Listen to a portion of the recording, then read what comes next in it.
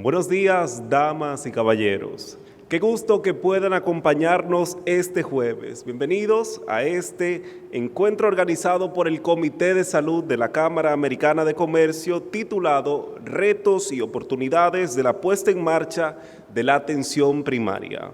Este encuentro es uno de nuestros AmChandR Talks que organizamos desde la Cámara. Estos talks son realizados por los distintos comités de trabajo para impulsar sus objetivos específicos en búsqueda del bienestar colectivo del sector empresarial de la República Dominicana. Todo esto con miembros e invitados reconocidos de la esfera de negocios del país, así como figuras públicas y, en este caso, personalidades del sector de la salud. Antes de iniciar, quisiéramos agradecer a las empresas patrocinadoras que hacen posible este encuentro.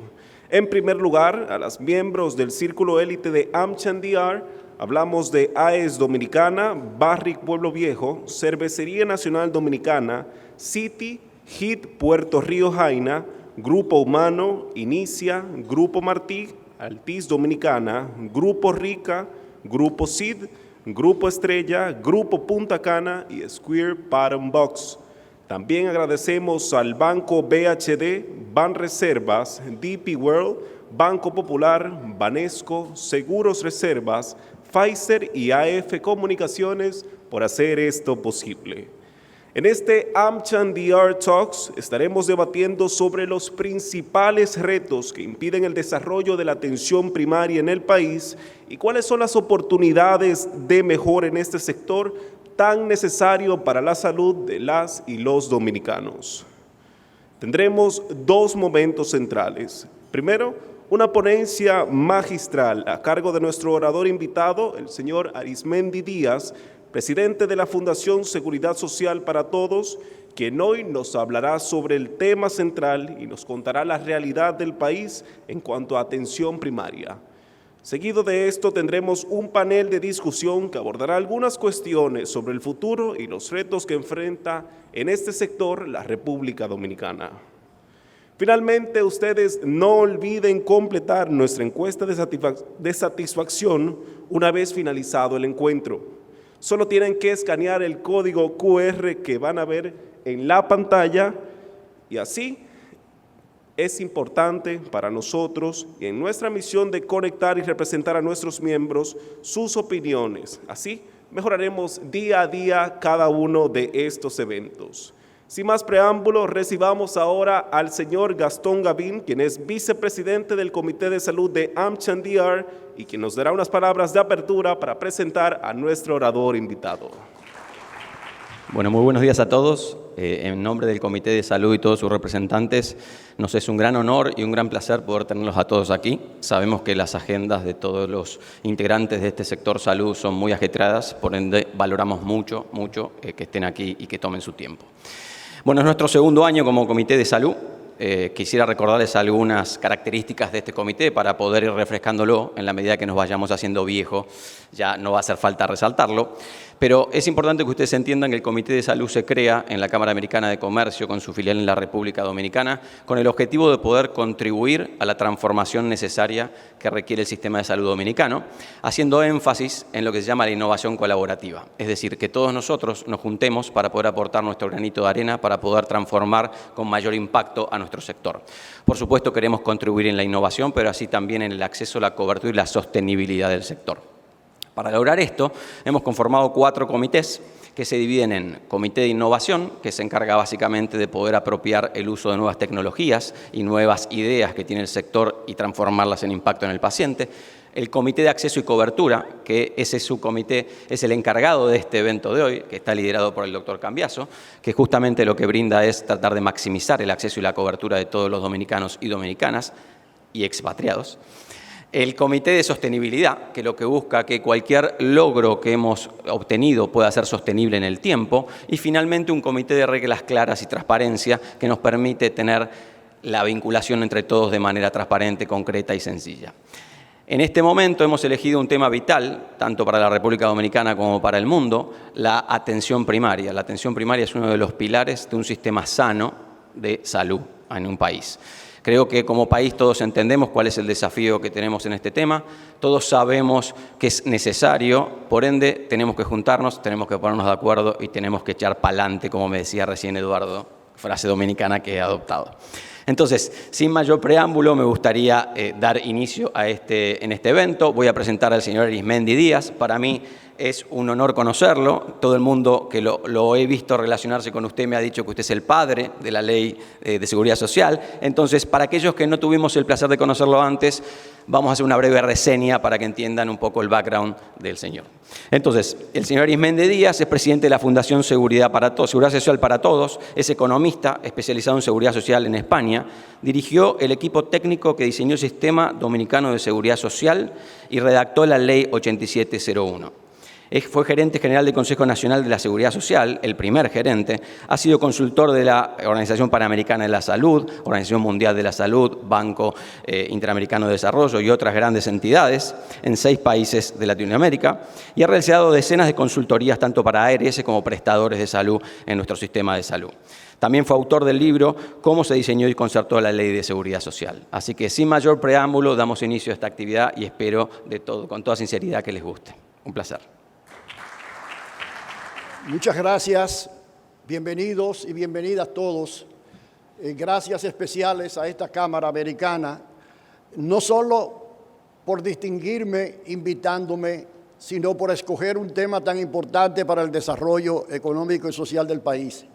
Y además, por la invitación de este grupo tan selecto de ejecutivos de diferentes instituciones y empresas del país, y finalmente por la calidad extraordinaria de los compañeros que me van a acompañar, valga la redundancia, en la mesa de diálogo con ustedes. Nosotros lo que vamos a hacer es una presentación ejecutiva, tocando solo 8 puntos críticos y una recomendación, tomando en consideración las limitaciones de tiempo y que ustedes ya son personas muy instruidas e informadas sobre el tema. La primera es la siguiente: la atención primaria de salud en el primer nivel de atención constituye una condición sine qua non para el equilibrio y la sostenibilidad del Plan Básico de Salud. El equipo que hizo los cálculos que yo dirigí estableció 5 grandes premisas y esa es la más importante. Eso quiere decir, si la atención primaria de salud aplicada adecuadamente en términos modernos, el sistema de salud de la seguridad social estará siempre en desequilibrio y no se podrá avanzar hacia una verdadera universalidad, tanto en los servicios como en la población. Así lo establece el artículo 129 de la ley, que dice que el Plan Básico de Salud tiene que tener A, promoción de la salud y medicina preventiva, y B, atención primaria de salud. Y por otro lado, el artículo 152 va más lejos todavía y señala que tiene que haber en el sistema de salud un primer nivel de atención primaria como puerta de entrada a la red de servicios, centrado en la prevención y en el fomento de la salud. La posposición de esta reforma importante ha tenido un doble costo para el país. En primer lugar, se mantienen los elevados indicadores sanitarios en relación al crecimiento económico que ha tenido nuestra nación. Hoy, señores, estamos todos indignados ante la muerte de 34 niños que pudieron perfectamente evitarse esa desgracia. Y lo segundo es un déficit recurrente con un gasto de bolsillo que cada día crece y crece y que amenaza la estabilidad de la familia dominicana. El gasto total de los afiliados, incluyendo los copagos, ya supera el 52% de lo que establece la ley en su artículo 140. O sea, tomando en cuenta el 30% que aportan los trabajadores obligatoriamente, y que ustedes como empresa les descuentan, más los copagos legales e ilegales que se le agregan, llegamos a que ya supera más del 50%. Por lo tanto, se trata de una distorsión que todos tenemos que enfrentar y resolver. Miren una curva ahí de una gráfica en donde al principio, cuando comenzó el Seguro Familiar de Salud, bajó el gasto de bolsillo, pero luego el porcentaje se ha mantenido prácticamente constante a lo largo de todo el proyecto. Y hay que preguntarse entonces cuál ha sido el logro que hemos obtenido si tenemos el 98% de la población afiliada y todavía tenemos uno de los más altos gastos de bolsillo en América Latina. Y como es natural, como señala ahí esa gráfica, ese gasto de bolsillo va a seguir creciendo y creciendo, salvo que nosotros logremos finalmente hacer la transformación sanitaria más importante en un siglo en este país, que será la atención primaria. El segundo punto es que para convertir ese doble problema en una oportunidad, es necesario desarrollar una ruta crítica en 3 etapas. La primera es terminar de actualizar, y aquí está el gerente general que nos informará más adelante, la propuesta original de la CISARRIL, que como fue en el 2018 ha pasado un tiempo y desde luego hay que actualizarla a los tiempos actuales. Y la segunda, terminar de precisar los estudios de factibilidad que estamos haciendo para demostrar que la atención primaria puede ser gestionada, creada y producida tanto por el sector público como por el sector privado, dada la característica plural del sistema dominicano de seguridad social.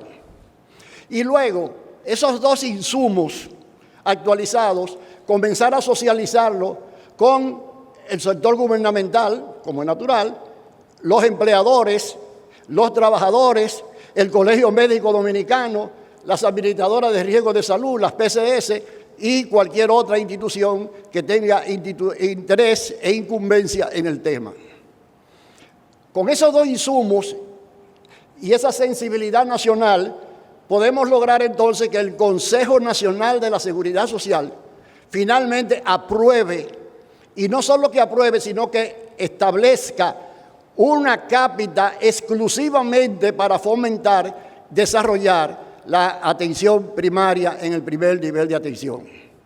Y como eso es un proceso, como es natural, también ese consejo deberá aprobar un plan de trabajo que requerirá varios meses de trabajo intensivo para lograr plasmar finalmente lo que aquí estamos reconociendo como una necesidad. En esa tercera etapa estaría una labor de promoción y fomento. Como ustedes van a ver más adelante, las modalidades de desarrollo de la atención primaria van a ser diferentes, muy variadas, y se requiere de un equipo técnico altamente calificado que oriente al sector privado, que oriente al sector público, que oriente a la opinión pública sobre las diferentes modalidades de cómo construir una solución de acuerdo a las particularidades de la población, de la geografía y del sistema. Y además, una campaña de información con la población, porque todavía mucha gente piensa que salud es hospital. Y tenemos que comenzar a fomentar la idea de que salud es mucho más que hospital y que el hospital es una etapa que hay que minimizar en la medida de lo posible. Lo tercero es conocer la lógica de un sistema de atención primaria que consiste en el fomento de la salud basado en un pago a los centros de atención primaria según la cantidad de afiliados y no en función del número de enfermos. Ahí se trata de una transformación importante, porque lo que usted va a pagar es para que los médicos y las enfermeras mantengan la población sana y que en función de eso sientan un incentivo económico y profesional adecuado. El artículo 173 de la ley 87-01 plantea precisamente esa realidad. Entonces, la lógica que nosotros establecimos cuando se diseñó el sistema es la siguiente. A mayor salud de un grupo, supongamos que nosotros somos un comité de atención primaria aquí, mientras más saludable estemos nosotros, más beneficio van a recibir los médicos que nos están atendiendo. Entonces, a mayor salud, menor costo y mayor excedente o beneficio según la naturaleza de la empresa. Se trata de una relación ganar-ganar.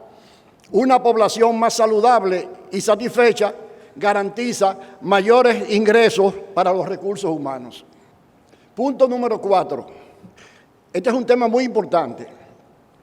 La ausencia de niveles de atención que lo manda el artículo 152 y que no se ha cumplido 22 años después, impide establecer las tarifas y honorarios según la complejidad del servicio.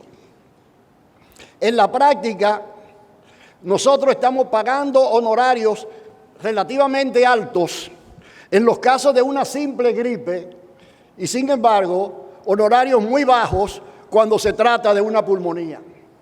Porque como no hay niveles de atención, todo se paga en función del caos existente.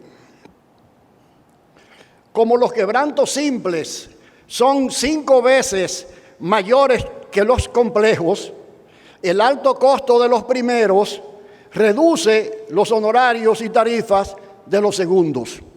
De eso que se trata, ustedes van a ver más adelante, un cambio en la estructura del gasto para que ese gasto no vaya orientado a la enfermedad simplemente, sino a fomentar la salud. 5. El primer nivel de atención asegura mayor eficiencia en el gasto, reduciendo los copagos, agregando más servicios y elevando las tarifas de los especialistas. Vamos a presentar ahora unos números rápidamente sobre la base siguiente.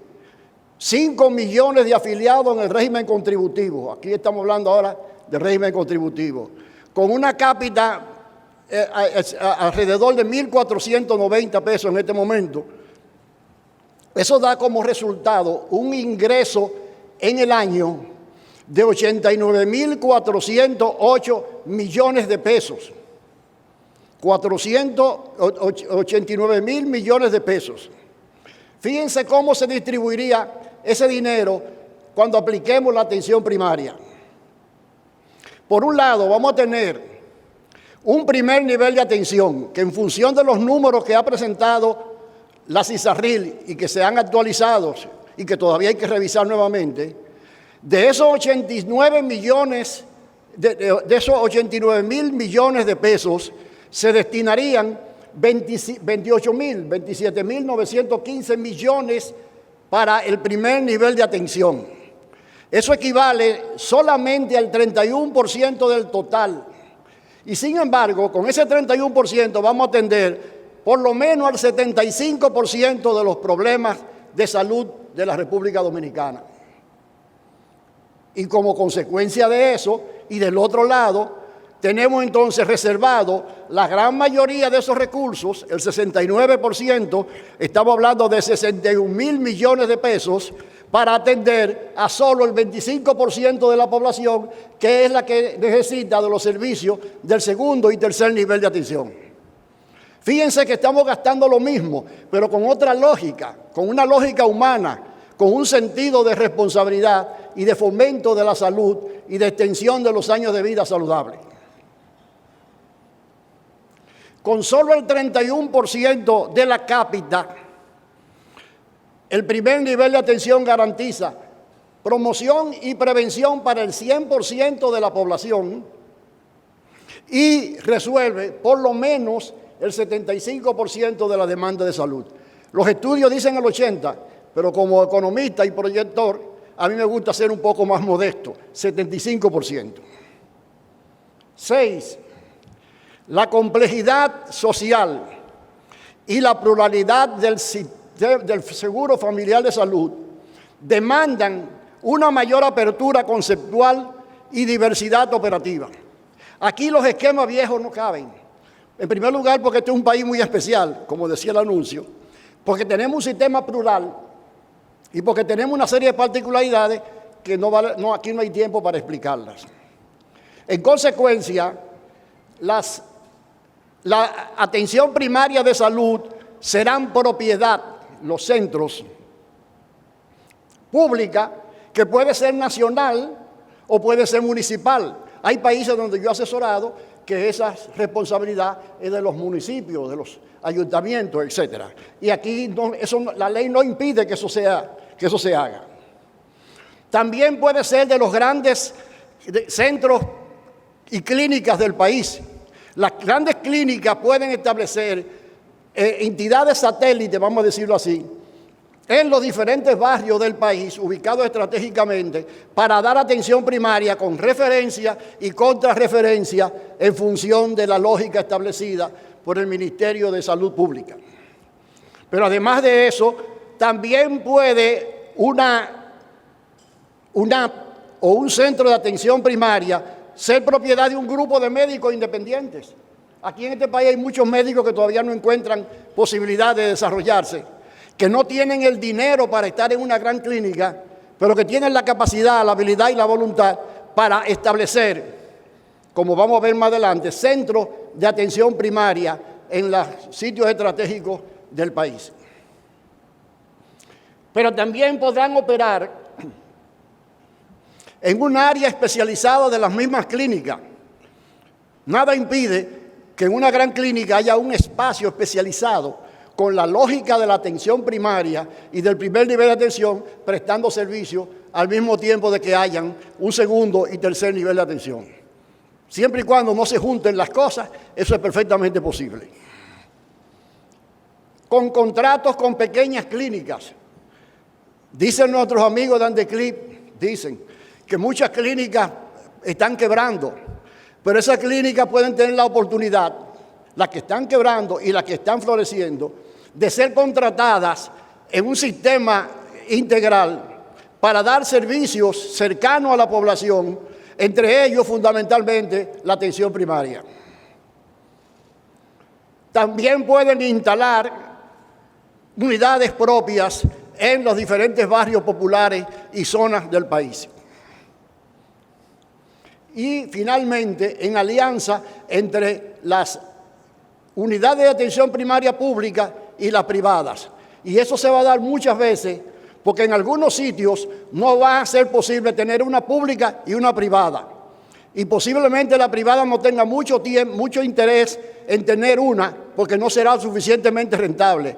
Entonces tienen la posibilidad de comprarle servicio a la pública.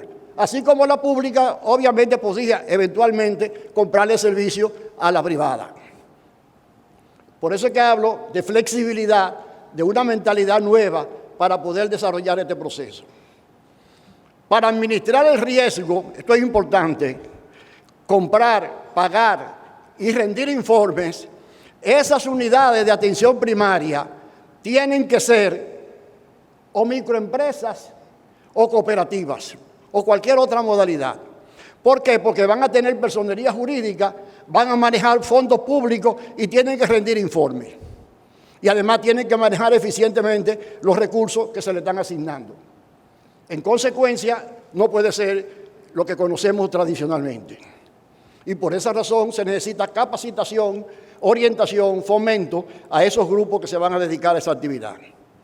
Séptimo, los cálculos preliminares que nosotros hemos hecho apoyando las informaciones que nos ha dado el doctor Eduardo Reed, que nos ha dado el doctor González Cano, que creo que lo vi que entró por ahí, y otras instituciones que están operando, demuestran que es factible la instalación de centros de atención primaria de salud privados, con o sin fines de lucro. Y le voy a poner un ejemplo sencillo. Yo hice un cálculo para un centro de 8,000 afiliados, que será uno intermedio, porque habrán de más de 8,000 y habrán de menos de 8,000. Un centro con 8,000 afiliados recibiría 44.6 millones de pesos en este año, 2023, con la cápita que se ha establecido en principio. De esos 44.6, 16.6 se pagarían, serían costos fijos en pago de personal. Más adelante se señala que eso supone 4 médicos, 6 enfermeras, 6 promotores y 7 empleados administrativos. Miren todos los empleos que se están creando con una unidad de ese tamaño. En adición a eso, se pagarían 16.4 millones, el 36.7% como costo variable, medicamentos, análisis de laboratorio, material gastable, etcétera, etcétera, etcétera. Yo tengo todos los detalles más adelante. Eso da como resultado, en principio, un excedente de 11.7 millones, excedente bruto de 11.7 millones, que equivale más o menos al 26.2%, incluyendo ya el pago de una amortización que veremos más adelante. Y, de acuerdo a mis cálculos, el punto de equilibrio de ese centro de atención primaria de 8.000 afiliados sería de solo 3.726 afiliados. Eso quiere decir que con 3.726 ya el centro está funcionando sin déficit, sin problema. Y que de ahí en adelante entonces vienen las ventajas y las ganancias y los excedentes. ¿Cuáles son los supuestos básicos de esos cálculos? En primer lugar, ya dijimos que 8.000 afiliados con una cápita de 465,25, que fue la última que establecimos hace unos meses con Cisarril, un préstamo de 12 millones de pesos que el presidente de la República ha señalado que está en disposición de gestionar, un préstamo con una tasa blanda de un 4%, digámoslo así, pagadera en 10 años, podía ser en 12 años, etcétera. Una exoneración de los equipos básicos que Salud Pública establezca como necesario para ese primer nivel de atención. Y ya dijimos que 4 médicos, 6 enfermeras, 6 promotores, etcétera, etcétera. Miren aquí los resultados, un poquito más en detalle de lo que le acabo de señalar. Desde luego no hay tiempo para explicar cada una de esas partidas, ni mucho menos, pero eso le da una idea de que no se trata simplemente de un cálculo aproximado, sino de algo en donde varios de los que están presentes aquí han colaborado ofreciéndonos información suya propia que yo debo conservar como confidencial. 8.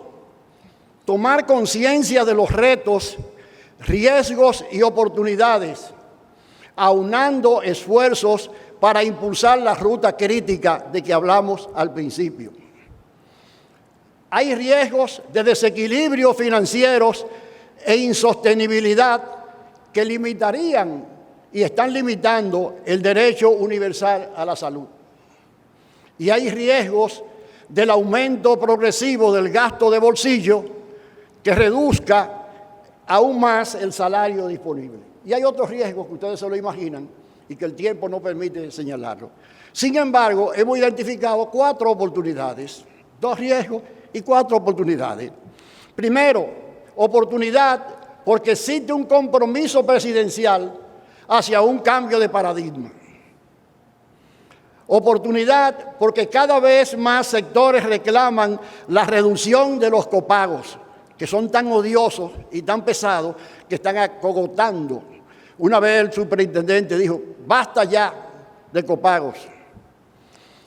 Una tercera oportunidad porque existen ya estudios y propuestas equilibradas basadas en un proyecto de ganar-ganar, donde todos los sectores van a ganar y todos los sectores tendrán que hacer un sacrificio, como es natural.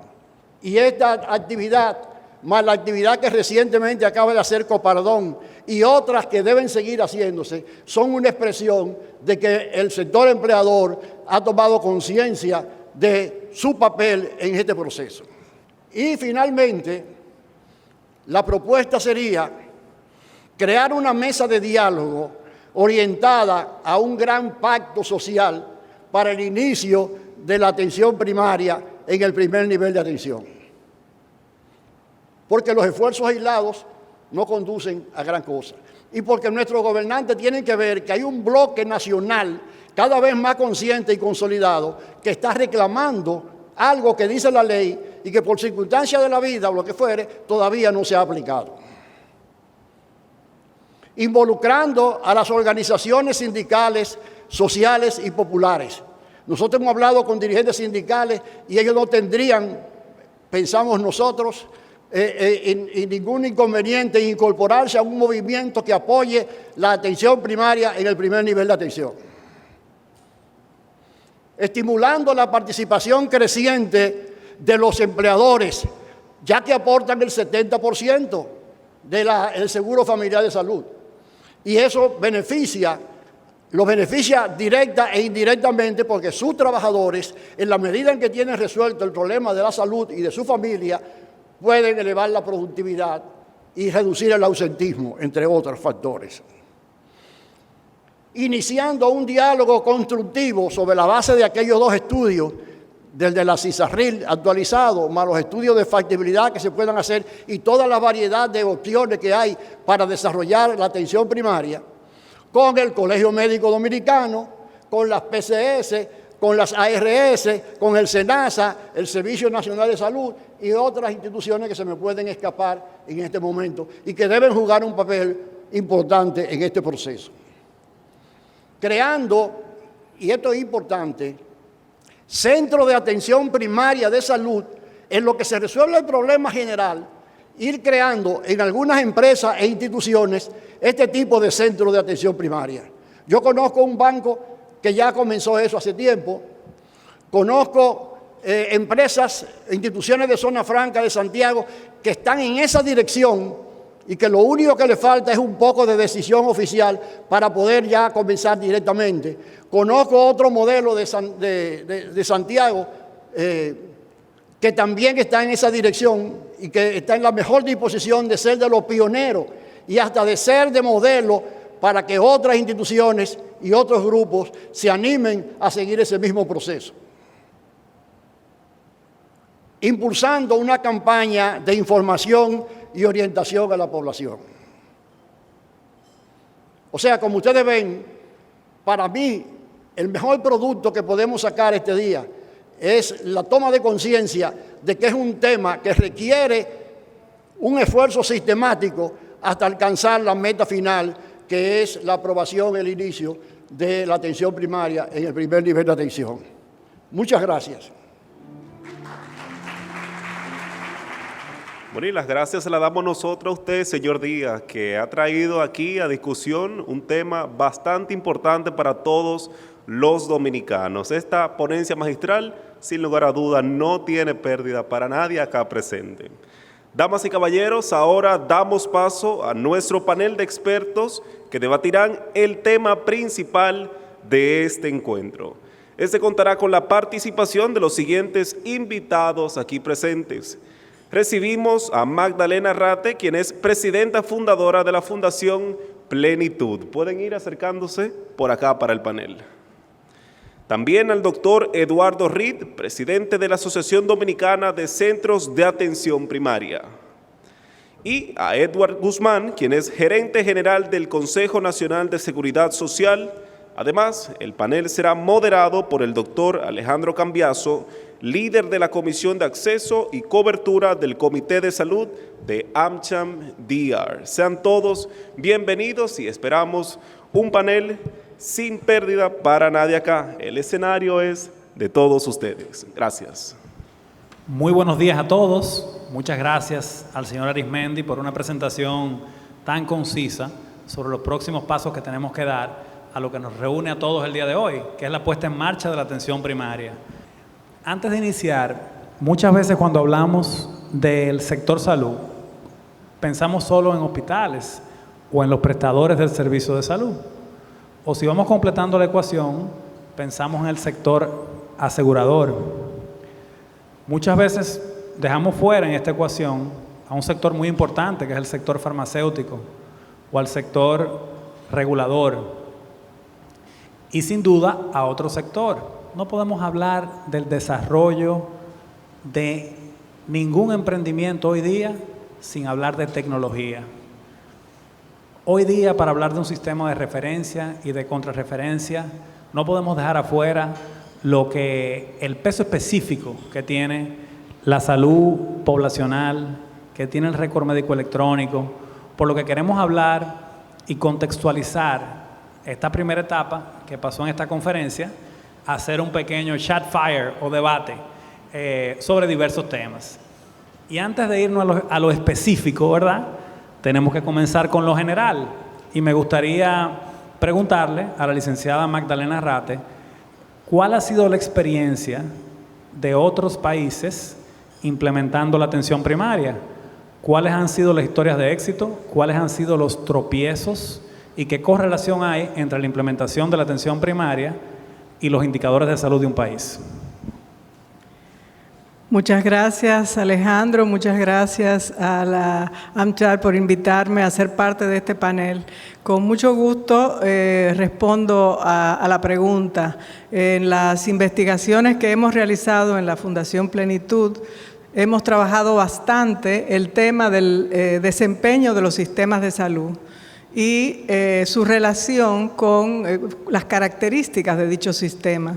Y hemos llegado a la conclusión de que no es importante tanto la conformación, digamos, de los sistemas. No es necesario decir que un sistema público, un sistema privado, de pagador único, de pagador múltiple, en fin, todas esas características no es lo fundamental. Lo fundamental es que se cumplan las disposiciones, y cada país puede tener diferentes formas de abordar su sistema de salud para lograr los resultados que quiere. Y en estos trabajos sobre desempeño hemos visto sí algo fundamental, y es que los países en la región de América Latina y el Caribe que tienen mejor desempeño de su sistema de salud son justamente los que tienen un fuerte sistema de atención primaria en operación.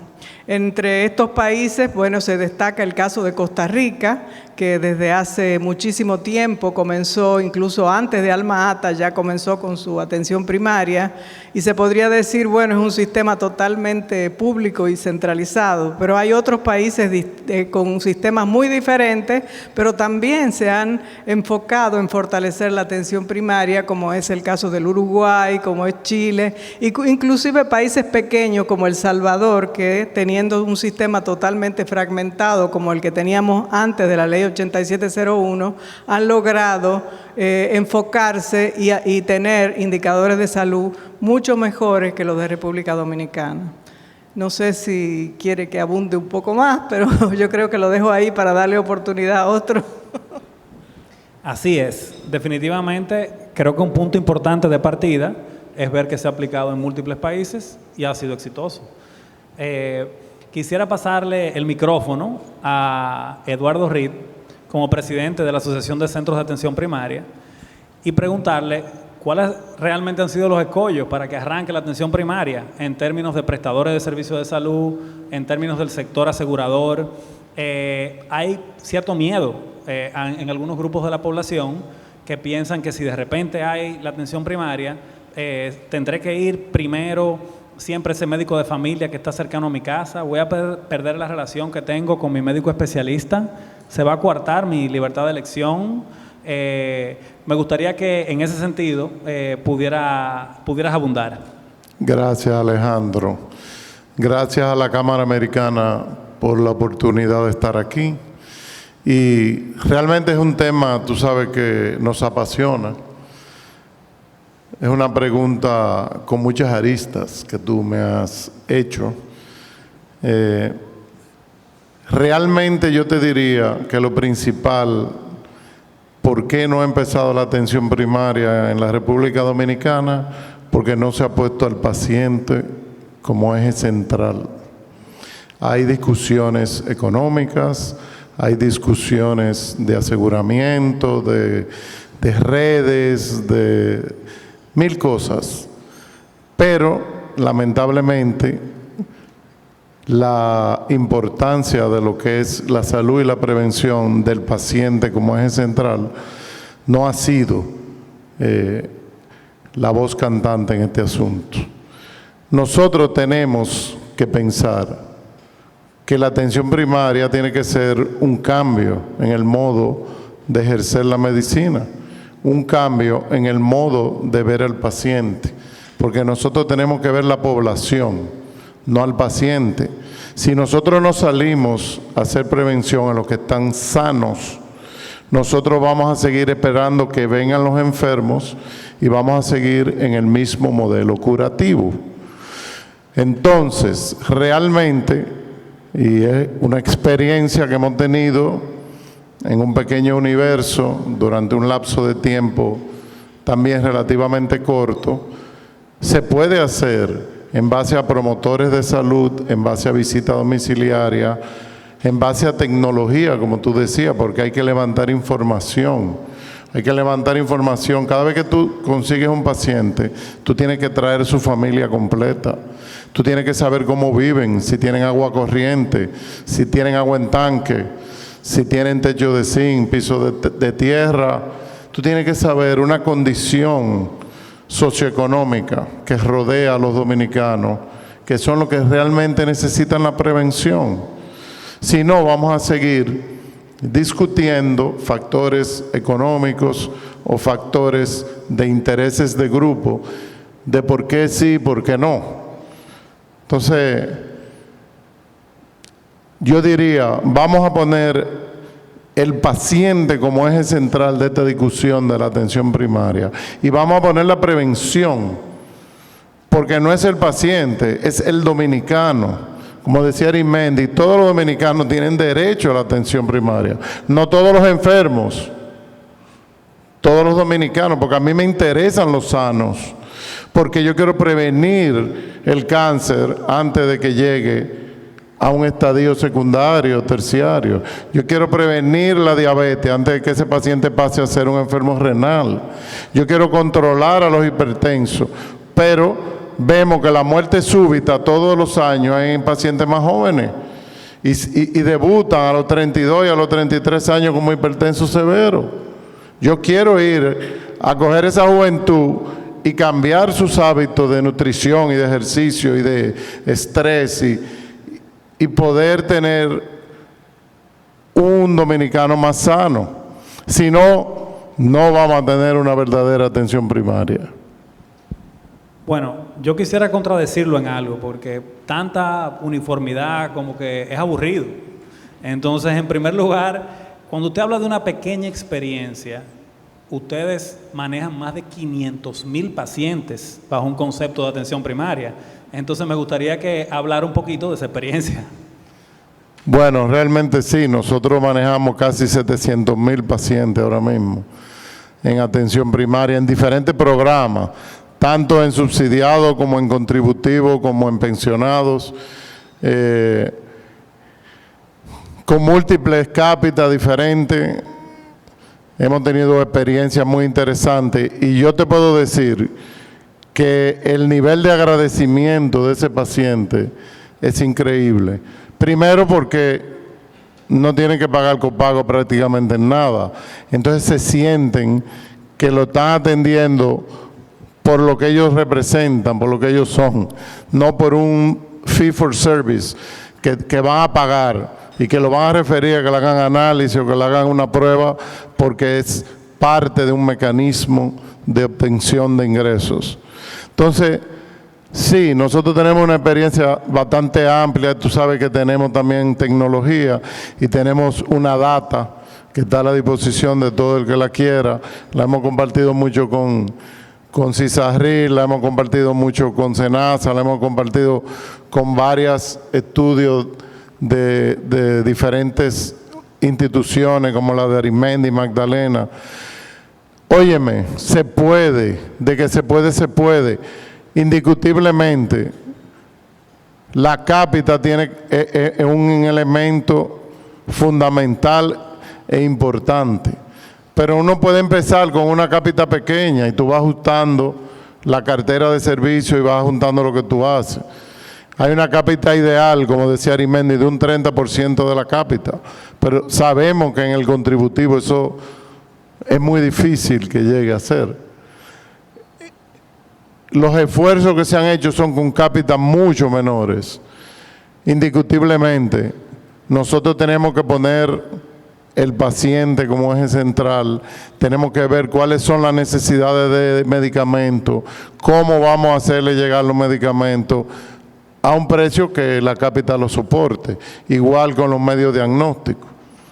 Tenemos el caso de los enfermos crónicos severos, de los encamados, de los viejos. Hay un componente de atención domiciliaria que es importante en la atención primaria. Si nosotros queremos frenar ese ingreso en los hospitales y ese deterioro de la población. Pero yo creo que lo que tiene que haber es una voluntad política de decir esto va a empezar. Y después hacer mesas de trabajo y ponernos de acuerdo cómo vamos a empezar y con cuánto vamos a empezar. Yo siempre digo que tú puedes ajustar una cartera de servicios a una cápita. Entonces, lo que tenemos que ver es cuál es nuestra realidad hoy. ¿Qué podemos tener disponible para la atención primaria? Y tú te ajustas y tú preparas una atención primaria que realmente sea resolutiva y que ayude a la gente. Porque lo que decía Arismendi, el gato de bolsillo de este país es el número 2 de América Latina. O sea, tú ves la lista y nos ves a nosotros, pero sin embargo, en indicadores de salud estamos al revés, estamos al fondo. Entonces, eso hay que invertirlo. Muchas gracias, doctor Reed. Bueno, ahora, por favor, le pase el micrófono al licenciado Edward Guzmán, Edward Guzmán, quien, como todos saben, es director del Consejo Nacional de Seguridad Social. Y creo que en la conferencia del señor Arismendi se mencionó un tema que todos nos preguntamos, y es esa propuesta que se hizo desde la CISALRIL en 2018 y que se ha venido actualizando. Nos interesa saber cuál es su estatus, cuál es la visión del Consejo Nacional de Seguridad Social frente a esta, y qué entiende el Consejo Nacional de Seguridad Social que debe de darse para que real y efectivamente inicie la atención primaria. En el pasado se hablaban, por ejemplo, de pilotos, pero yo creo que hablando de una experiencia de 700,000 pacientes, no estamos ya para ser pilotos, estamos ya para tomar acción. Bueno, primeramente agradecer a la Cámara Americana por la invitación, Alejandro, de que tú me avisaste con todo gusto. Saludar a doña Magdalena, don Eduardo, que ahorita afuera me dijiste que yo era sobrino tuyo, yo soy hijo tuyo casi. A don Arismendi por la excelente posición. Y bueno, tema atención primaria, primer nivel de atención, estrategia. Es cierto que en el 2018 hubo una propuesta que se elevó por parte de la Superintendencia de Salud al Consejo, la cual en ese momento no terminó de resolutarse. Y vamos a ver por qué no se resolutó. Y yo creo que estos son los espacios donde se pueden explicar las diferentes situaciones que se dan para que una cosa pueda avanzar o no, en este caso el tema de la atención primaria. En ese momento, la CISARRIL eleva una propuesta donde asume que hay un aumento del per cápita de aproximadamente 250 pesos para poner en marcha la atención primaria. ¿Qué pasa? Nosotros en República Dominicana tenemos que entender que el tema de atención primaria no es solamente un tema de consenso entre prestador, administración de riesgo de salud y gobierno, sino también un tema de cambio cultural en la población, que eso probablemente sea lo más difícil que se pueda lograr o lo que más dure en ejecutarse. ¿Por qué digo esto? Porque se paró en un inicio, porque no quedaba claro si la puerta de entrada era obligatoria o no era obligatoria. ¿A qué me refiero? Si yo voy a capitar 250 pesos, la administradora de riesgo de salud en este caso va a desprenderse de inmediatamente cada 30 días por la modalidad de contratación, que es un pago por capitado, y dice, espérate, pero si yo estoy pagando eso, por otro lado tengo la puerta abierta, estoy pagando 2 veces, porque no tengo la seguridad y la certeza de que el paciente, el afiliado, me va a entrar por el centro, por el primer nivel de atención. Entonces, si pago por ahí y me va por el nivel especializado, estoy pagando 2 veces. Entonces, no quedaba claro si esa obligatoriedad de entrar por el primer nivel de atención se iba a resolver. Entonces, por otro lado, viene el tema de los prestadores. Esto es un tipo de prestador, pero todos sabemos que hay otro tipo de prestadores. Y ese otro tipo de prestadores dice, espérense, que yo voy a perder un flujo de pacientes. Ese flujo de pacientes se me va a ir al primer nivel de atención, entonces yo voy a haber disminuido mi volumen de consulta, para decirlo de una forma u otra. Entonces, ahí se detiene el tema. Si realmente era obligado entrar al sistema por el primer nivel de atención, si iba a pagar 2 veces, y si el prestador al final iba a ver su volumen de pacientes parado. Entonces, ahí en el 2018, el Consejo llegan otras prioridades y podemos decir que en ese momento se tomó la decisión de aumentar la cobertura de medicamentos de alto costo, con lo que se tenía previsto en ese momento iniciar el primer nivel de atención. Aquí tenemos consejeros que en esa época estaban presentes y esa fue la decisión que tomó el Consejo, simplemente parar algo porque realmente no hubo un consenso. Que el consenso es el principal reto que tiene la atención primaria. Lograr consenso entre los administradores de salud, entre los prestadores de servicios de salud, entre el sector laboral, el sector empleador y el gobierno, obviamente. Ahora mismo el tema está ahí. La superintendencia ha hecho una actualización de sus cálculos. Recordar que el primer nivel de atención, independientemente de que se escuche tan amplio, es una cartera definida de atención. Una cartera donde se define qué prestaciones se dan, qué análisis se dan, qué cobertura de medicamento tiene. Y esa propuesta fue, podemos decir, reformulada y el cálculo está ahí. Probablemente sea un poquito menos de lo que don Arismendi presentó, pero está latente. Por otro lado, tenemos que entender con el tema de atención primaria y el gasto de bolsillo. En República Dominicana no puede ser un secreto para nadie que el 70% del gasto de bolsillo es medicamento. Si bien es cierto, la atención primaria puede venir a paliar eso, pero no del todo. ¿Por qué? Porque nuestra ley tiene un componente importante. El precio de medicamentos, la cobertura de medicamentos es 70% a cargo de la Seguridad Social, 30% a cargo del paciente, pero al precio del mercado. Y con eso no estoy ni siquiera queriendo hacer un debate contra la industria y nada por el estilo, sino que ese es otro consenso que tenemos que lograr. Porque si bien podemos tener atención primaria, para poder pagar medicamentos una cápita justa, tiene que variar algún tema, un componente interno que tiene esa cápita, que es el tema de medicamentos. Probablemente pueden haber 500.000 afiliados en atención primaria régimen subsidiado, pero probablemente el medicamento no se compra al precio de mercado, probablemente tiene otro tipo de compra esa cápita. Entonces son de los elementos que hay que también lograr consenso, que hay que evaluar. Y probablemente no se puede hacer o ejecutar un plan de atención primaria en el régimen contributivo partiendo la cápita que hoy tenemos, no, probablemente sea agregando a la cápita que hoy tenemos. ¿Por qué? Porque no necesariamente vamos a lo que pagamos en el nivel especializado, lo vamos a pagar el primer nivel de atención. No necesariamente eso va a ser así del todo. Probablemente usted tiene 500.000 afiliados, pero la importancia de atención primaria es que todos esos afiliados atiendan, se vean, porque si no estaríamos pagando una subcápita y estaríamos desaprovechando los recursos. Porque al final, si se deja de evaluar un paciente durante un periodo de 365 días, probablemente el año que viene me va a debutar con algo. Entonces, es fundamental, la atención primaria, el primer nivel de atención es para atender, no para no atender. Entonces, también eso es otro de los retos que entiendo que probablemente no vea a los 500.000 de afiliados, lo vea en el año calendario. Probablemente pueda haber un 50, un 60%, pero es importante que para que funcione y tenga buenos resultados la atención primaria, hay que atender pacientes.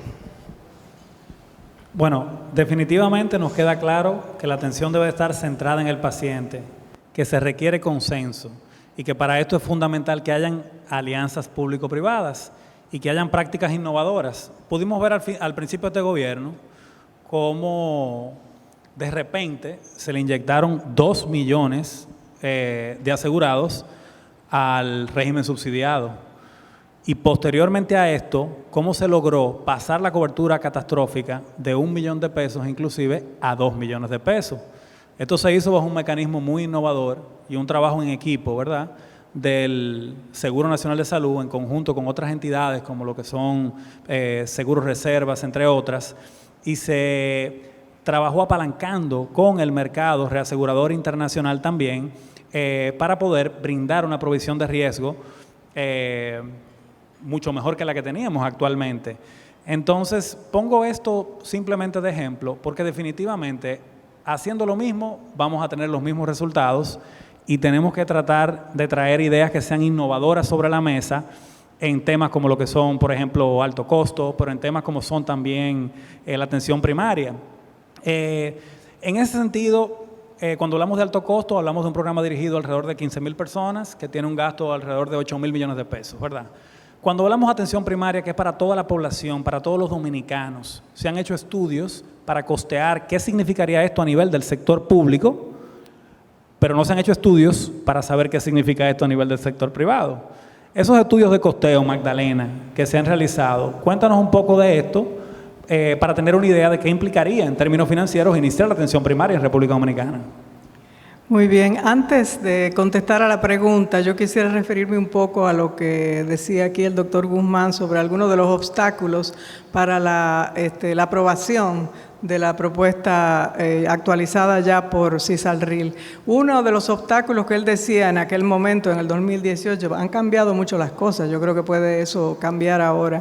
El tema de la obligatoriedad o no obligatoriedad. Quizá eso puede que no sea indispensable en un primer momento, o sea, que pueda ser algo que se pueda posponer para el futuro. Pero así como está concebida el paquete de prestaciones elaborado por CISALRIL, la persona que vaya al primer nivel, ya sea público, ya sea privado, de acuerdo a como le corresponda, va a tener derecho, por lo que hablábamos ahora, el tema de los medicamentos gratis de primer nivel, de medicamentos básicos, e incluyendo cobertura garantizada para 2 patologías para comenzar, que son la hipertensión y la diabetes, que son los que constituyen algo así como el 30 y pico % del gasto de bolsillo, medicamentos para problemas cardiovasculares y diabetes. O sea, si eso se puede solucionar, claro, hay que pensar en formas innovadoras de compras, etcétera, todo eso, pero si eso se puede garantizar a la población, y además los ciertos estudios de laboratorio básicos, en el primer nivel, si va por las reglas de juego que se impongan, esas personas no van a ir directo al otro nivel de atención, van a ir a donde están inscritas porque les conviene. Si se van a otro, van a tener que pagar. Entonces yo creo que ese sería como el estímulo para lograr que las personas se queden en donde les corresponda, ¿no? Ya sea a nivel territorial, ya sea porque están en el contributivo de acuerdo a la ARS en la que están, etcétera. Entonces, ese me parece que sería un buen... Por otro lado, en otro aspecto que presentó Arismendi, también hay que tener la mente abierta en cómo se puede organizar las redes de proveedores, porque en definitiva no se trata de establecer centros de primer nivel, se trata de un paquete de prestaciones. Entonces, cualquier entidad, cualquier proveedor de servicios de salud, aún sea de tercer nivel, puede también decir que va a tener, no tiene ni siquiera que dedicar un espacio, puede conformar su contabilidad y su gestión administrativa para ofrecer esos servicios de primer nivel. O sea que lo que hay que tener la mente abierta y ver cómo se puede lograr garantizar esto a toda la población, no solamente a la del régimen subsidiado, como por ahí algunas personas proponen. El estudio que me pregunta Alejandro se refiere a un estudio que hicimos el año pasado con UNICEF sobre cuál sería el costo de fortalecer el primer nivel de atención de la red pública. En definitiva, esto es fundamental y esto es algo que hay que hacerlo de cualquier modo, dado que la mitad de la población está, digamos, no solo en el régimen subsidiado, pero hay una gran cantidad de la población que es de ingresos bajos y que va a estar en determinadas zonas del país donde necesita acceder a la red pública. Y el costo, ¿cómo calculamos ese costo? Primero, en base a las brechas en términos de infraestructura, recursos humanos que identificó el propio Servicio Nacional de Salud en unos trabajos muy detallados que hicieron durante varias gestiones. Y también lo mismo con tanto de infraestructura física como de recursos humanos. Eso en términos de las brechas, digamos. Por otro lado, para calcular los costos, nosotros utilizamos la cápita que tenía la propuesta esta de CISALRIL, que tiene dos cápitas, una para el subsidiado y otra para el contributivo. Hay que ver que esa cápita hay una parte tanto de medicamentos como de vacunas, como de procedimientos, etcétera, que están ya actualmente cubiertas. Y en este paquete de primer nivel se incluían nuevos procedimientos y entonces hay una diferencia entre lo que ya estaba cubierto y lo que era nuevo. Entonces, con la diferencia, o sea, lo que hacía falta de cubrir, hicimos los cálculos. Porque hay una parte también del personal que ya está pagada actualmente por el presupuesto público. Entonces, en ese sentido, la estimación que hicimos, porque lo que hicimos fue que las inversiones necesarias las distribuimos en un periodo de 8 años para que no sea necesario hacerlo todo en el mismo año, y eso nos daba un monto adicional de inversión pública de 3.000 millones de pesos por año.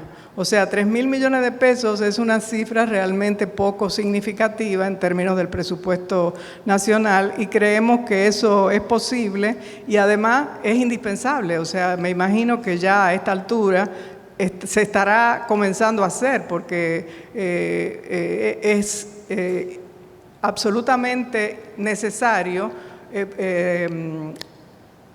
reestructurar, digamos, invertir en las infraestructuras del primer nivel de atención y de todos los niveles en el país. ¿Puedo decir? Sí, por favor. Hay algo que quería decir que tenemos que tener claro, y es que la atención primaria no es un centro de atención. La atención primaria no es un pequeño edificio con médicos. La atención primaria de la que hablamos es una estrategia de atención. Es un modelo al cual nosotros tenemos que ir. Entonces, ¿dónde se preste esa atención? Realmente es irrelevante. Y tienen que venir alianzas, como nosotros tenemos alianzas con laboratorios privados, con centros de imágenes, con otros redes de atención, y todos vamos a tener que integrarnos.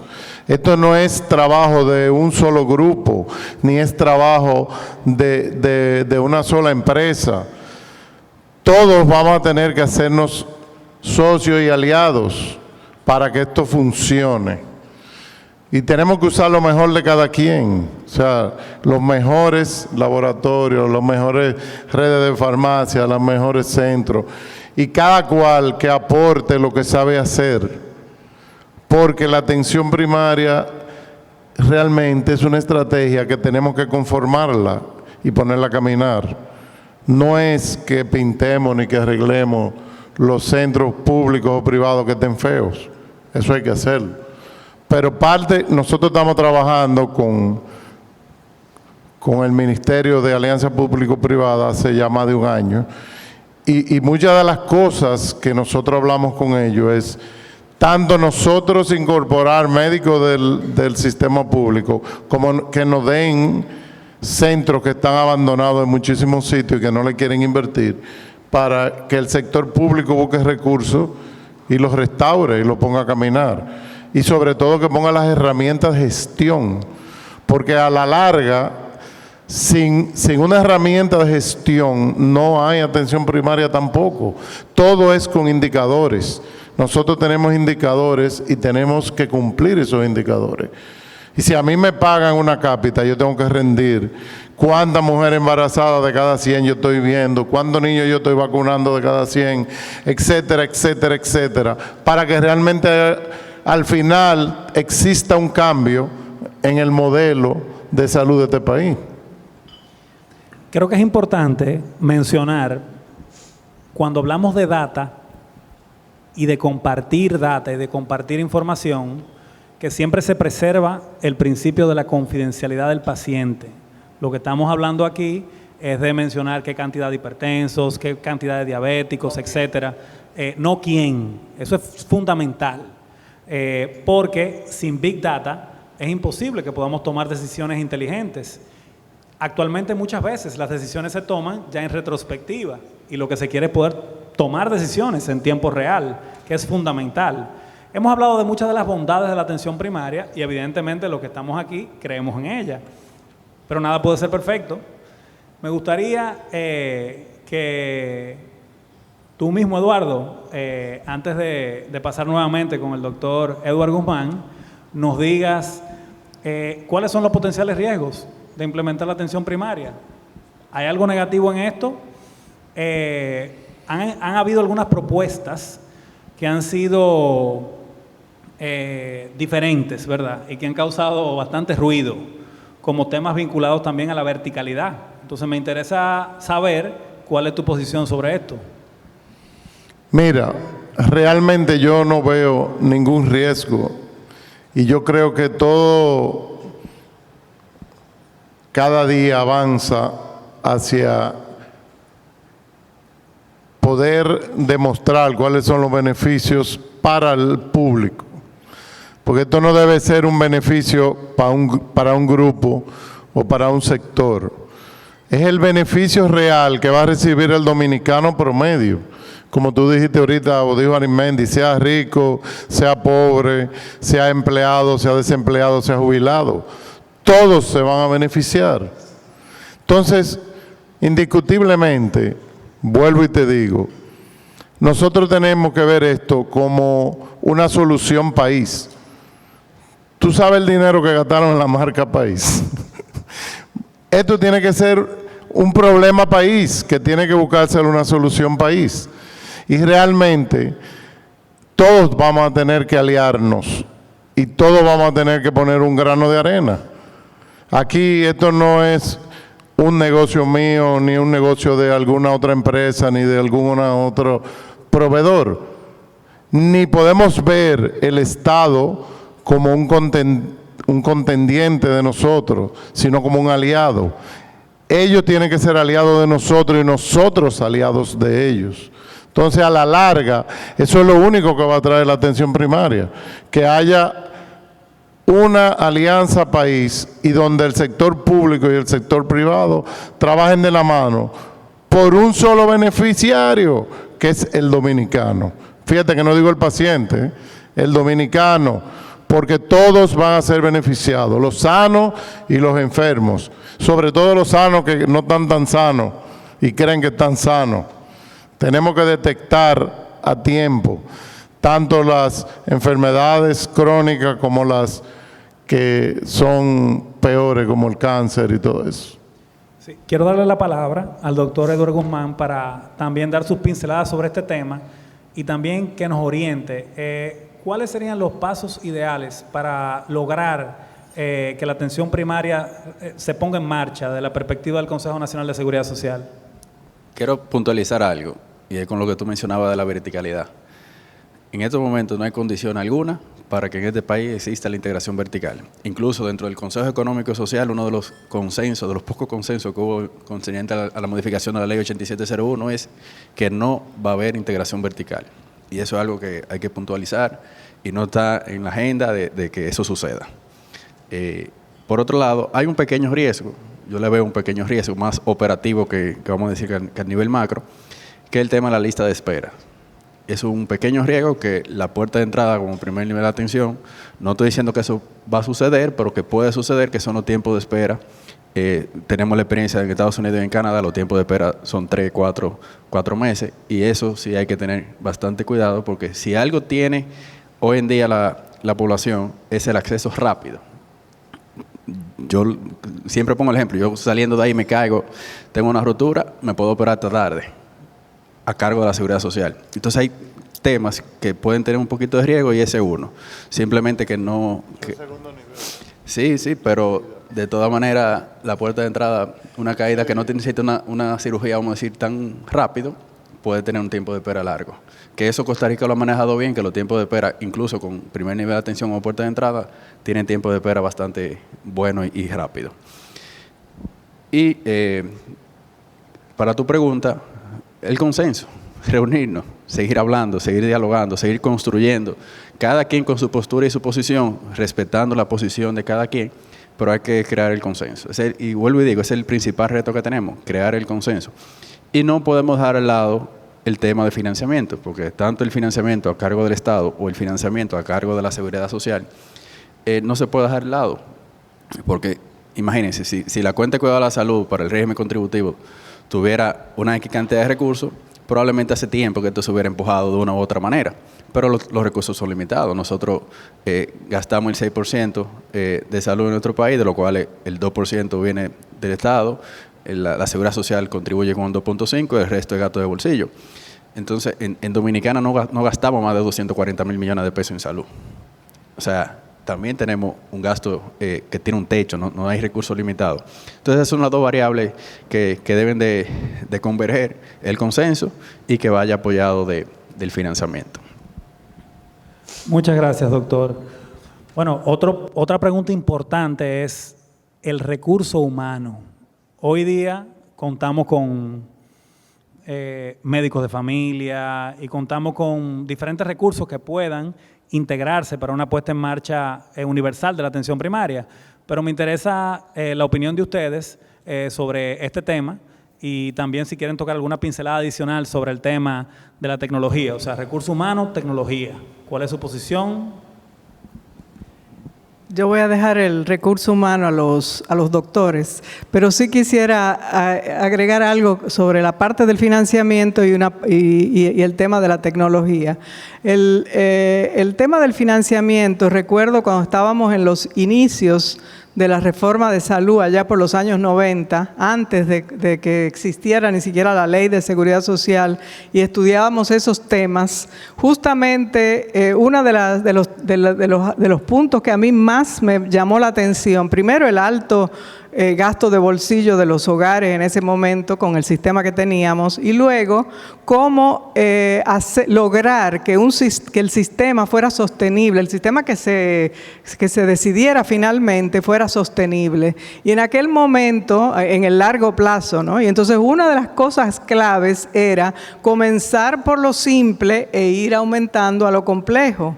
En aquel momento no teníamos ningún paquete, ningún plan básico, no teníamos nada todavía. Pero siempre se decía, vamos a empezar por el primer nivel de atención, vamos a resolver primero lo sencillo y poco a poco ir agregando, ir complicando. Eso no se hizo. Entonces, claro, ahora tenemos una cantidad inmensa de recursos dedicadas a alto costo y a temas de alta complejidad, tanto en el contributivo como en el subsidiado, más el programa de alto costo del Ministerio de Salud Pública. ¿Por qué? Y claro, eso agobia el sistema y lo hace casi imposible de ser sostenible. ¿Pero por qué? Porque no se ha logrado prevenir. Entonces, ahora sí va a dar trabajo, porque ahora tenemos muchos intereses y tenemos muchos conflictos creados, pero definitivamente la realidad sigue siendo la misma. Todo es posible hacer en el día de hoy en base a la tecnología. Y la pandemia demostró que, inclusive que se puede hacer, por ejemplo, telemedicina, como que la gente está empezando a aceptar el uso de consultas por vía de telemedicina y otras cosas que van a reducir también los costos. O sea que yo creo que ese es un gran reto que es necesario enfrentar. Gracias. Indiscutiblemente todo eso que tú dices es así. Nosotros creemos en la tecnología y te diría que la tecnología es la columna vertebral de todo lo que nosotros hacemos. Nosotros tenemos ficha única electrónica hace más de, 7, 8, 9 años, casi 10 años, con millones de pacientes que están y su récord se mantiene, tanto con sus datos como con sus imágenes, como con sus laboratorios cargados, y esas personas pueden llamar y con su número de cédula o con el número de asegurado, esa ficha está disponible en cualquier lugar del país o del extranjero, que a veces nos llaman para algún dato un paciente que está fuera del país, y eso no tiene precio. Indiscutiblemente eso es una seguridad para el paciente. Pero imagínate, una ficha de papel que se pierde, ya eso no puede ser. Realmente no cabe en cuando tú estás hablando de atención, donde tú tienes que parametrizar cosas, donde tú tienes que rendir informes, donde tú tienes que hacer una serie de cosas que están ligadas a lo tecnológico. Entonces, la tecnología en este país es algo que ha avanzado mucho.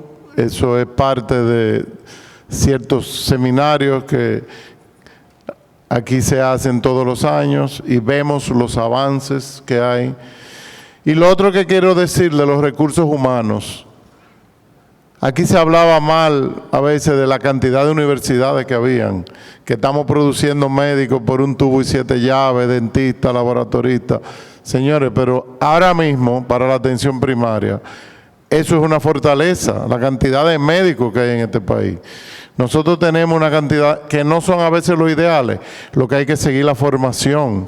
Nosotros tenemos que fomentar los diplomados, la especialización a nivel de enfermera, de técnicos de radiología, de laboratorio, de todo el personal, porque la atención primaria no es solo el médico. Los promotores de salud juegan un papel sumamente importante. Son uno de los principales ladrillos sobre el cual se soporta ese edificio de atención primaria. Entonces, claro, nosotros también tenemos que poner nuestro grano de arena con la formación continuada, la educación continuada. Y aquí hay mucho personal médico y paramédico. Lo que tenemos es que ellos sepan que van a tener un trabajo digno y que van a tener un sueldo digno y que van a tener condiciones, porque eso es lo que piden. Me gustaría que el doctor Edward Guzmán también opinara en este sentido y también nos diera un mensaje por parte del Consejo sobre este tema. Sí, comenzando con la parte de tecnología, es fundamental la tecnología. Primero, porque si nosotros pensamos en un primer nivel de atención, estamos hablando de un modelo de gestión integrada, donde el primer nivel de atención va a ser sinergia con el segundo y con el tercer nivel de atención. Entonces, tiene que haber la posibilidad de que un centro como Sendoe, los centros de Eduardo, puedan tener cada uno su sistema operativo, con cada quien bajo su criterio de expediente electrónico, pero eso en algún momento debe viajar, y debe viajar a otro nivel, debe viajar entre otros mismos centros de primer nivel de atención. Entonces, tiene que haber la oportunidad de que eso pueda tener sinergia el uno con el otro.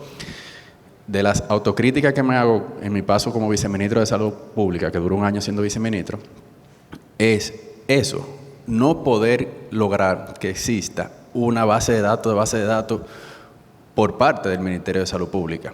Independientemente de todos los sistemas de información que puedan existir, tiene que haber una fuente única que se pueda recopilar esos datos y que pueda tener la capacidad de esos datos poder viajar, porque si al final voy a hacer un sistema de referencia y contrarreferencia y voy a repetir el análisis que ya se hizo en el primer nivel de atención, entonces no estoy haciendo absolutamente nada, no estoy haciendo eficiente los pocos recursos que tenemos. Entonces es importante la sinergia entre los sistemas de información, y eso es algo que como país, prestadores, médicos, ARS, gobierno, tenemos que entender. Si eso no existe, todavía vamos a estar un poco atrás en salud. Tiene que haber el paseo de información, obviamente cuidando todo tema de confidencialidad, pasando lo que se tiene que pasar, salud pública con la información correcta para poder hacer la rectoría que necesita el país, saber los casos que tenemos, saber las complicaciones, saber los padecimientos de la población. Entonces es fundamental el tema de la tecnología.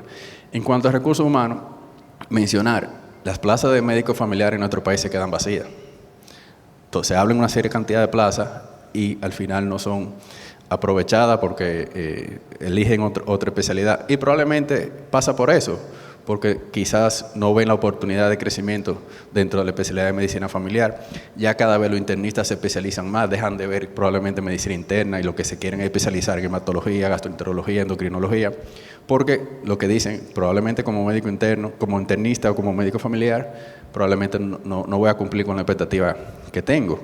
Y entonces ahí que es fundamental también la puerta de entrada del primer nivel de atención y la atención primaria como estrategia, porque también eso impulsaría el desarrollo de especialidades fundamentales para la atención primaria. Yo te quiero... Sí. Como esto es colaborativo. Claro que sí. La medicina familiar tiene tantos problemas aquí que ni siquiera lo querían reconocer como especialista.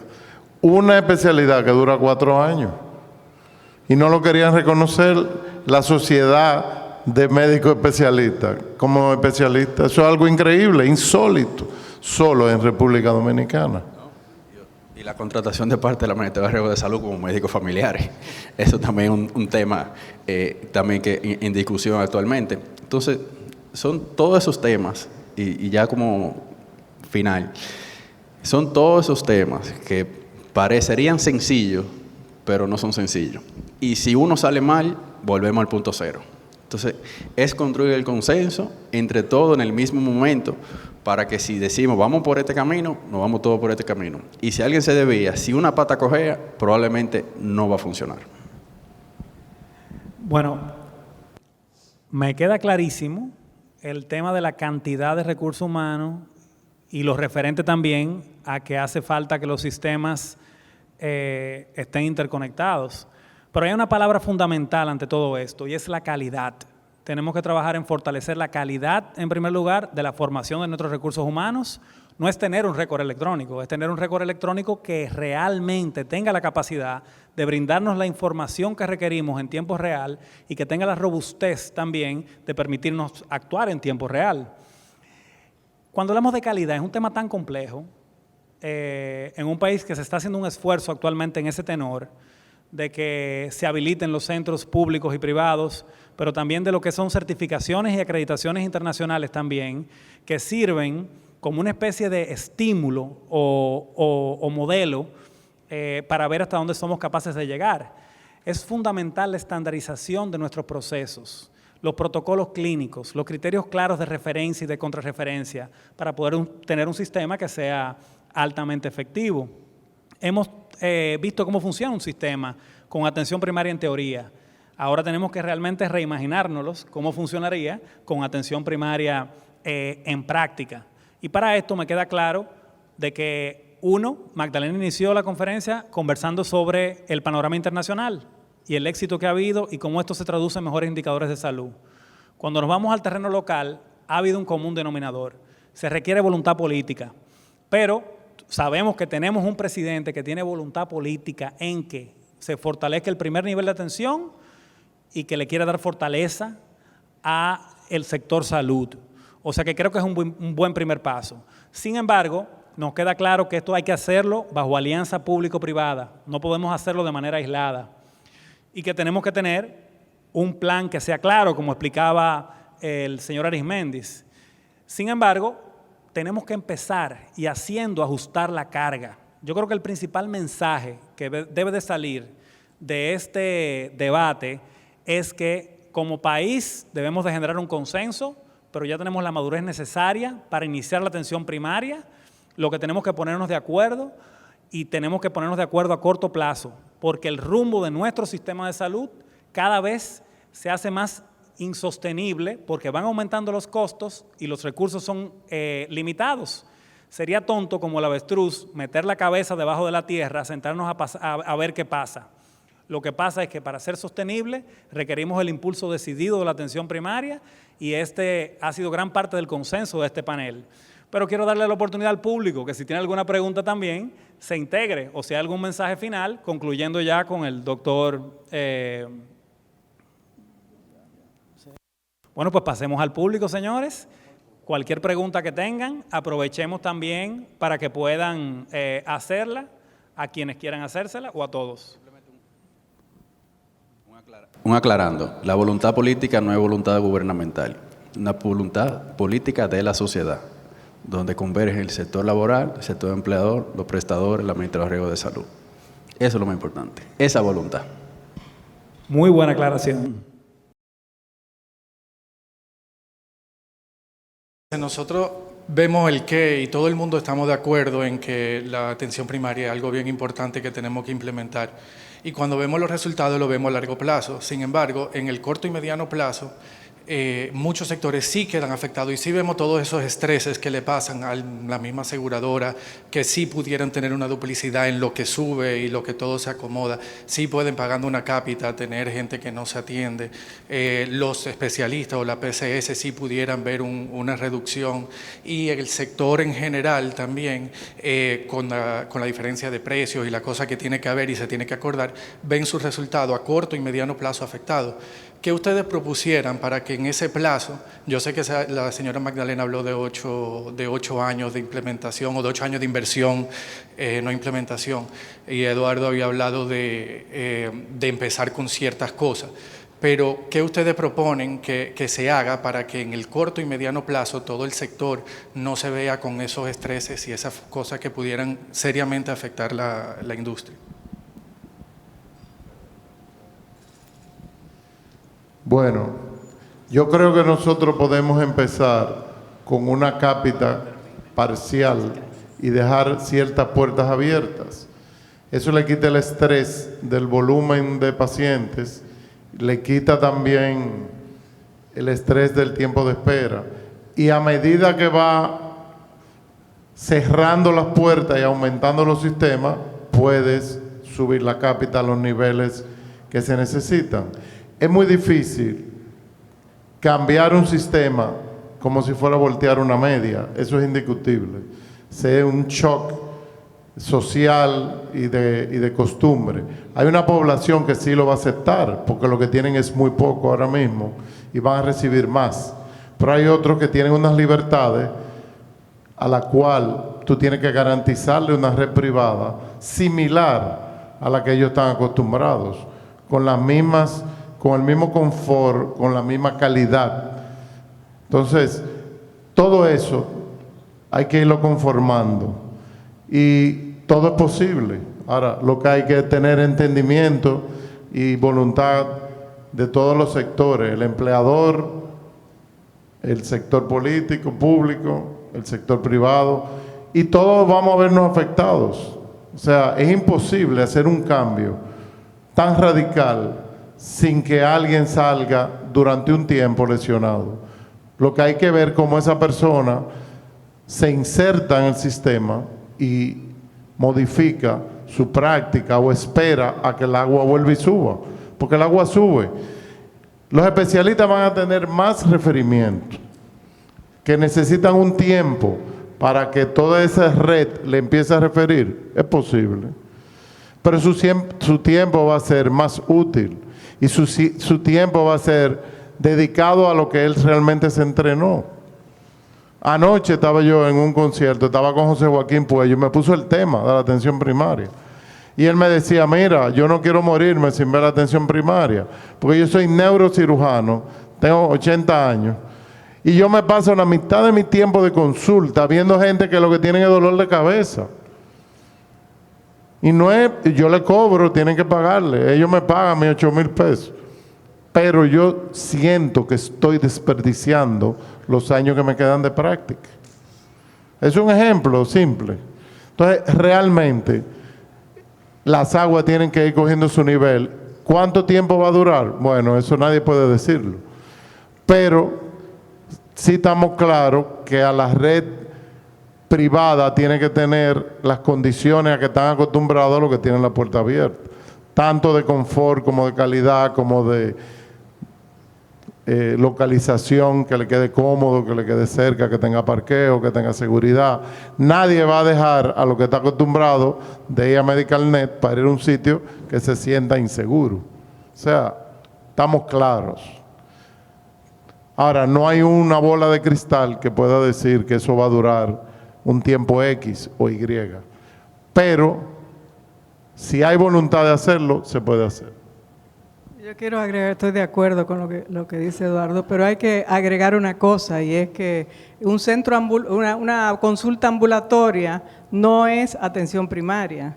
O sea, a cualquier persona de cualquier nivel de ingreso, creo yo que le gustaría tener un proveedor básico a donde ir a los dolores de cabeza y a todo eso, y que además le garantice una serie de prestaciones sin pagar, o sea, que no tenga que pagar por qué sé yo, un Papa Nicolau o por esos medicamentos básicos. O sea que eso le va a gustar absolutamente a todo el mundo, no solamente a las personas pobres.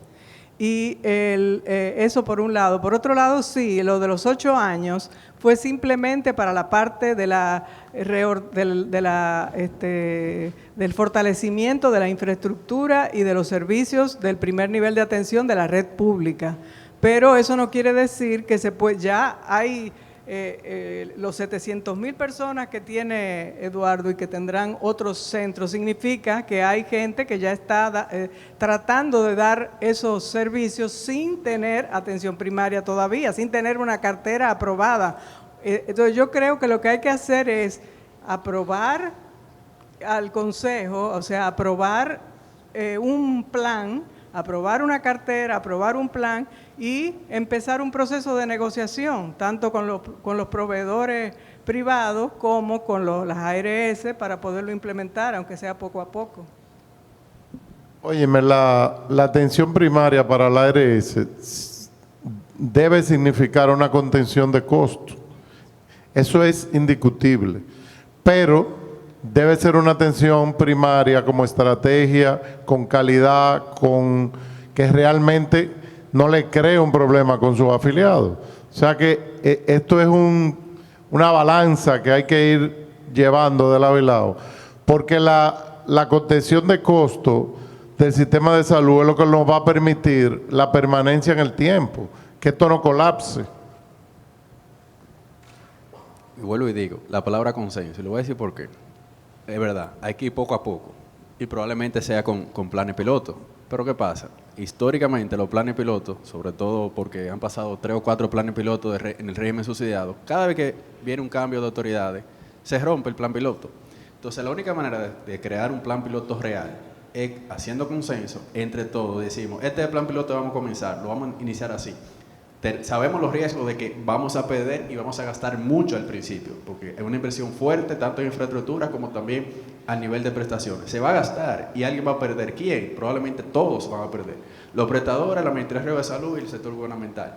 Pero a medida que va pasando el tiempo, si se sigue ese plan piloto y no a la mitad de camino se decide romper y volver para atrás, ahí no estamos haciendo ningún tipo de esfuerzo. Por eso es importante hacer el consenso. El único plan piloto real que ha funcionado en el Seguro Familiar de Salud fue por ley, que fue cuando comenzó, en vez de ser un plan básico, comenzó un plan de servicio de salud, pero fue un cambio de ley en el 2008 cuando iba a comenzar el Seguro Familiar de Salud en el régimen contributivo, y por eso funciona, y todavía tenemos plan de servicio de salud y no plan básico. Entonces, si nos vamos por un camino, nos vamos todos por ese camino y con un compromiso de no romperlo a mitad. Bueno, solo nos queda tiempo para una pregunta adicional. Okay.